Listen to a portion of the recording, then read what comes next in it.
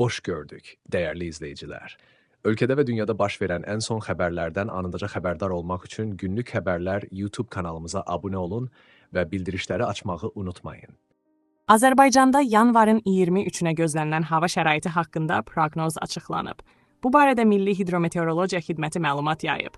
Bildirilib ki, Bakıda və Abşeron yarımadasında hava şəraitinin dəyişkən buludlu olacağı, ara bir tutulacağı, əsasən yağmursuz keçəcəyi gözlənilir. Şimal-qərb küləyi əsəcək. Havanın temperaturu gecə 2 dərəcə şaxtadan 1 dərəcəyədək isti, gündüz 4-dən 8 dərəcə isti olacaq. Atmosfer təzyiqi 761 mm civə sütunundan 758 mm civə sütununa enəcək. Nisbi rütubət gecə 75-80%, gündüz 65-70% təşkil edəcək. Gecə və səhər bəzi şəhərətrafı ərazilərdə yolların buz bağlama ehtimalı var.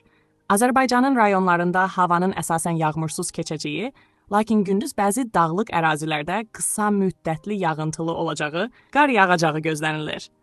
Bəzi yerlərdə ara bir duman olacaq. Mülayim qərb küləyi əsəcək.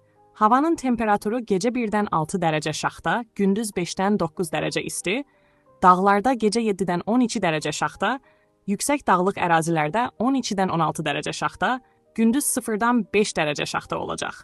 Gecə və səhər bəzi dağlıq və dağətəyi rayonlarda yollar buz bağlayacaq. Günlük Xəbərlər YouTube kanalımıza abunə olmağı və videonu bəyənməyi unutmayın.